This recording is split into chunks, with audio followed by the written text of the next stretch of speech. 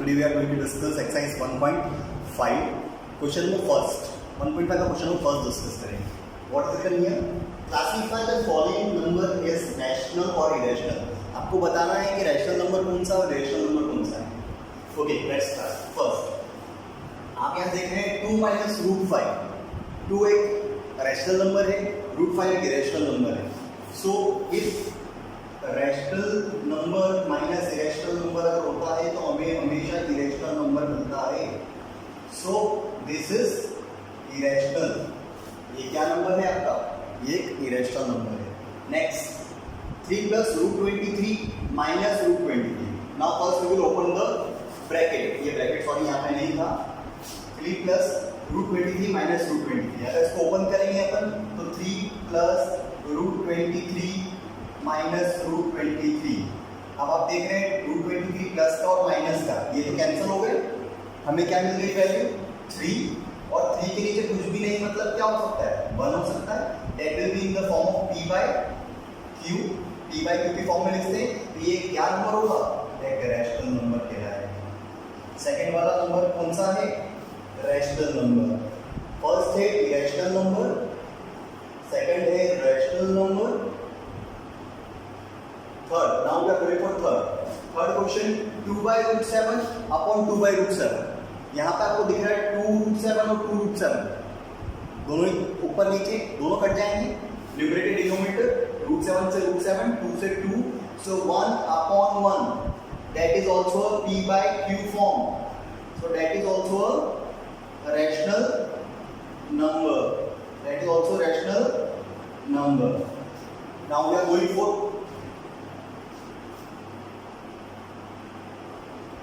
Fourth and fifth part. Fourth part है अपना 1 by root 2. 1 by root 2 as you see you can see that 1 है rational number और upon irrational number. Then also we will get always irrational number. तो ये भी क्या हो गया? irrational number हो गया और we can say it IR irrational. 2 pi आप इसमें देख रहे हैं 2 pi. 2 is also a rational number. pi 3.14 means not a whole number. So we can say that इसकी वैल्यू पॉइंट में जा रही है, डेसिमल में जा रही है. That is not a rational number. So rational number into irrational number also gives irrational number. So that is also irrational number. So in this question only second and third is rational number.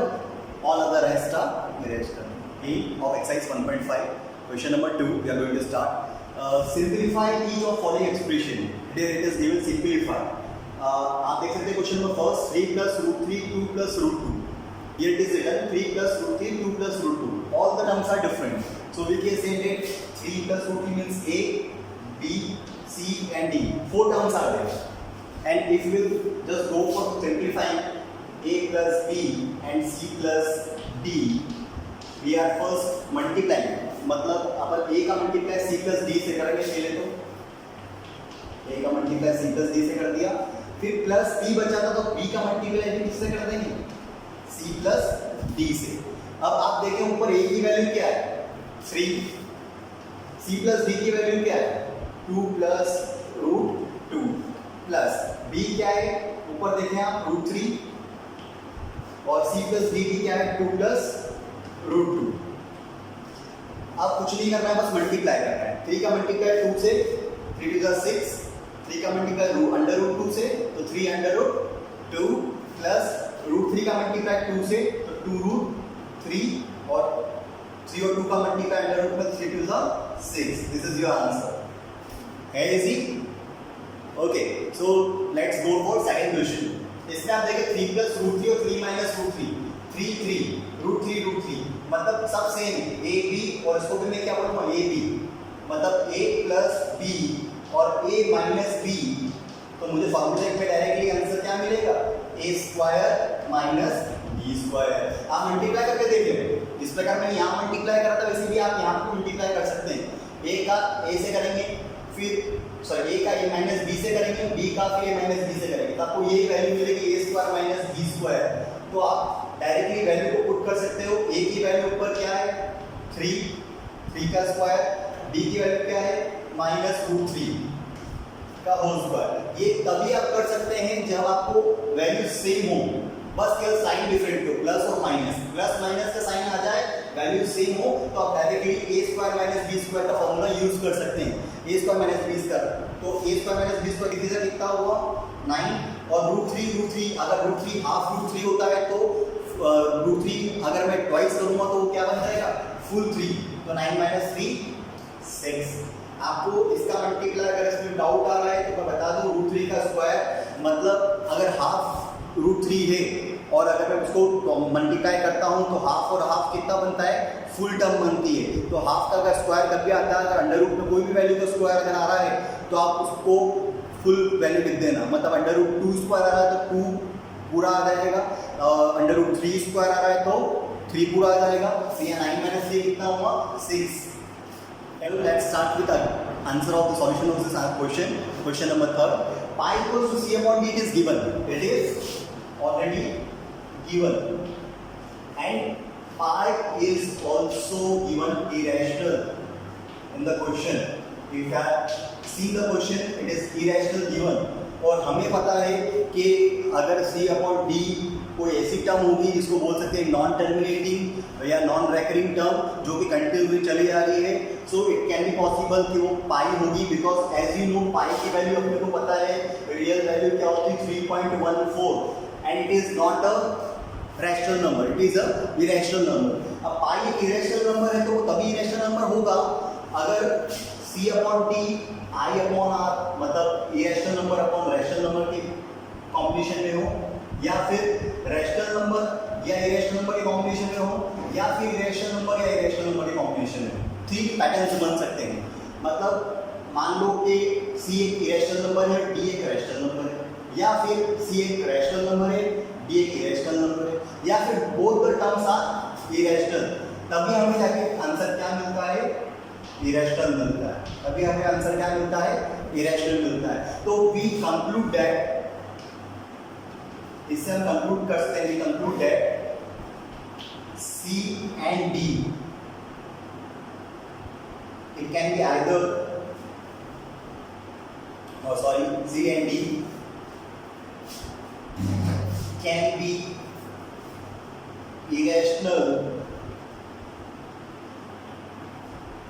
or both can be irrational। दोनों भी irrational हो सकते हैं, both मैंने लिख दिया है यहाँ पे, और either that can be both C and D can be irrational. We conclude C and D can be irrational, दोनों में से सी और डी लिख दीजिए आप इसकी जगह एंड की जगह, और यहाँ बोथ कैन बी इरेशनल मतलब दोनों में से एक इरेशनल होता है। Today we are going to discuss question number 4 of exercise 1.5 represent on number line root 9.3। 9.3 को हम रिप्रेजेंट करेंगे आज, तो उसके लिए पहले मैं होल नंबर जो बात कर रहा हूँ 9 की, इसको मैं लूँगा।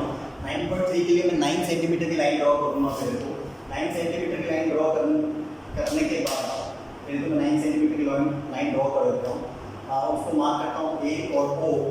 ध्यान रखिएगा ये मैंने 9 सेंटीमीटर का लाइन ड्रॉ करें, 9.3 नहीं 9, ठीक है। उसके बाद मैं यहाँ से उसको 1 सेंटीमीटर एक्सटेंड करूँगा, इस पॉइंट से उसको 1 सेंटीमीटर एक्सटेंड करूँगा। ये मैंने 1 सेंटीमीटर एक्सटेंड करा, यहाँ मैंने मार्क कर दिया पॉइंट डी, ठीक। अब मैं इस ए बी का हाफ लूँगा डिवाइडर से, इस ए बी का हाफ, इस ए बी का जो देख रहे हैं इसका हाफ खोलूँगा और समथिंग में यहाँ मार्क करूँगा इसका आर्क, ठीक है, बी से ऊपर भी और बी से नीचे भी।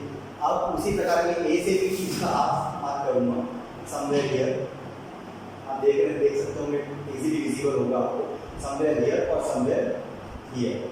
Then I will join this arc, इस आर्क को जॉइन करूँगा, मैं इस आर्क को जॉइन करूँगा इस टाइप से, स्केल से मैं इस आर्क को जॉइन करके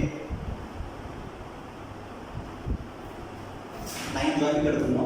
उसके बाद मैं इस पॉइंट से, जो पॉइंट आपको मिला है यहाँ पर, इसको मैं नाम देता हूँ T, इस पॉइंट से मैं अगेन ड्रॉ करने वाला हूँ सेमी सर्कल जो कि ए से बी को ज्वाइन करेगा, ठीक है, ए से बी को ज्वाइन करेगा। आप देख सकते हैं एक सेमी सर्कल बन रहा है, अगर सॉरी थोड़ा सा मिसप्लेस हो गया, ठीक है, ए से बी तक जा रहा है, पूरा इजीली विजिबल पे जा रहा है, ठीक है। ये एक सेमी सर्कल में ड्रॉ करने वाला हूँ, ठीक है। ये सेमी सर्कल बन चुका है। Now I am going to construct 90 degree from the point O। मैंने सेमी सर्कल ड्रॉ कर लिया, अब कंस्ट्रक्ट करूँगा 90 degree from point O।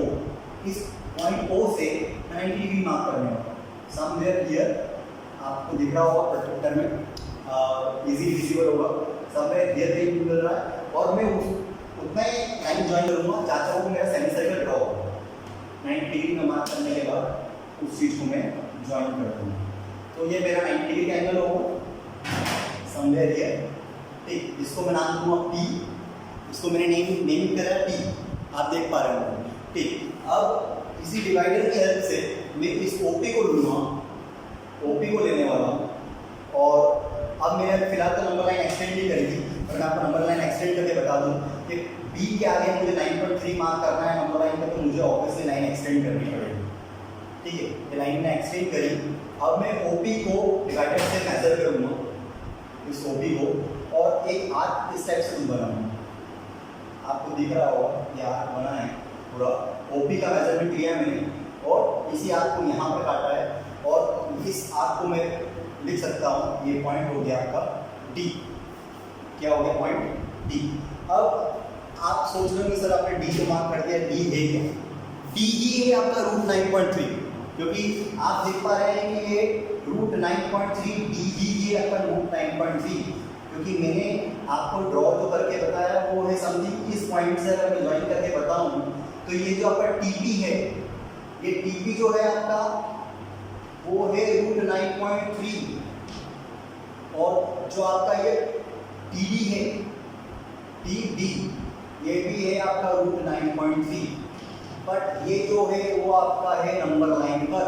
TD जो है आपका T और D जो आपका है वो √9.3 नंबर लाइन पे बन चुका है। So it is very easy. Hope you like the video. Please do subscribe my channel. Thank you very much. Welcome everyone. Today we are going to discuss exercise 1.5 question number 5. Rationalize the denominator of the following. Rationalize the denominator. Question में आप ऐसा बोला है denominator को rationalise करना है। तो first question देखिए 1/√7।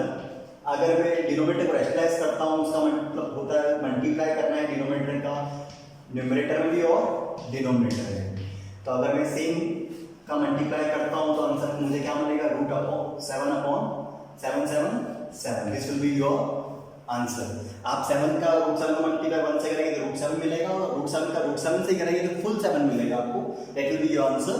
And next question 1/√7 - √6। अब इस टाइप के टर्म्स आ जाए, नीचे आपको दो टर्म्स मिल जाए √7 और √6, बट बीच में साइन लग रहा है माइनस का। तो हमेशा रैशनलाइज करते वक्त साइन जब होता है माइनस तो उसको प्लस में कन्वर्ट करते हैं, और प्लस होता है तो उसको माइनस में कन्वर्ट कर देते हैं। फॉर एग्जांपल अब इसको अपन करते हैं √7 - √6 मल्टीप्लाई कर देंगे न्यूमरेटर डिनोमिनेटर में इसी का, पर साइन चेंज कर देंगे √7 + √6 और √7 + √6। अब आप देखिए कि ऊपर 1 से मल्टीप्लाई करेंगे तो we will get the same term √7 + √6 as it is आ जाएगा, पर नीचे अगर मैं मल्टीप्लाई करूंगा a - b और a + b का, तो आपको कुछ याद आ रहा है फॉर्मूला? क्या फॉर्मूला है? a + b और a - b का मल्टीप्लाई करते हैं तो क्या मिलता है अपने को? a² - b²। तो a² - b² मतलब 7 √7 का होल स्क्वायर माइनस b² कितना है? √6 का होल स्क्वायर। सो आपको नीचे क्या वैल्यू मिलता है कि 7 का मल्टीप्लाई होगा तो फुल 7 मिल जाएगा, 6 का मल्टीप्लाई होगा तो फुल 6 मिल जाएगा। सो ये आंसर विल बी √7 + √6 अपॉन नीचे क्या आ जाएगा? 7 - 6 कितना होता है? 1 होता है, क्योंकि ये क्या बन जाएगा आपका? ये आपका √7 मतलब का होल स्क्वायर मतलब क्या बन जाएगा आपका? ये 7 और √6 का होल स्क्वायर तो 6 बन जाएगा। 7 - 6 कितना होता है?